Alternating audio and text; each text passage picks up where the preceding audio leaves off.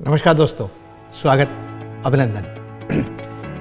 बचपन से ही मेरे मन में जिज्ञासा रही कि निवेश को बेहतर कैसे किया जा सकता है। अब आप कहेंगे बचपन से कैसे? क्योंकि मेरी दादी माँ मुझे समझाया करती थी कि बचत करना बहुत ज़रूरी है। तो वो बचत करती थी।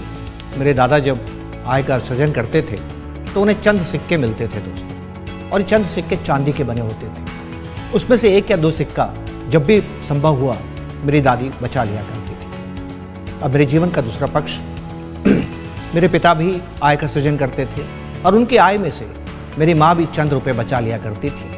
और मेरी माँ जो पैसे बचाती थी वो बैंक में, सेविंग अकाउंट में या एफडी में रखा करती थी। मेरी दादी ने कभी बैंकिंग नहीं की। तो बचपन की कहानी को आप समझिएगा। जब मैं बड़ा हुआ, अर्थशास्त्र का मैंने ज्ञान हासिल किया, निवेश के बारे में समझ आई, तो मुझे लगा कि मेरी दादी ने तो धन का निर्माण किया, क्योंकि जो सिक्के उन्होंने बचा लिए उनका जो बाजार भाव है उसको देख के लगता है कि मेरी दादी ने एक संपत्ति का निर्माण किया। पर मेरी दादी के मुकाबले मेरी माँ ने जो बचत की, सेविंग अकाउंट में जो बचत की, एफडी में जो बचत की, उसको जब मैं आज देखता हूँ तो उनकी बचत क्रय शक्ति में कमज़ोर साबित हुई और उनके पास जो उनकी वैल्यू बढ़ती गई वो बाज़ार में बढ़ती हुई चीज़ों, वस्तुओं, सेवाओं, ज़मीन ज़्यादा की वैल्यू से कम रही।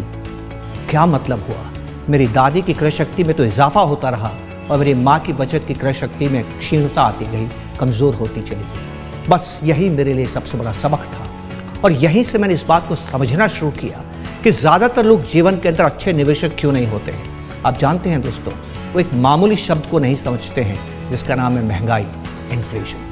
ये जो इन्फ्लेशन होती है ये आपके मुद्रा को कमज़ोर करती है। जब आप बचत करते हैं तो बचत कुछ समय के बाद आप इस्तेमाल करते हैं। इस बीच में जो महंगाई होती है वो आपने जो मुद्रा बचत की है, जो पैसा आपने बचाया है, उसको कमज़ोर करती चली जाती है। तो निवेश का पहला सबक क्या है दोस्तों? निवेश का पहला सबक ये है कि सेविंग्स तो केवल अधूरा काम है।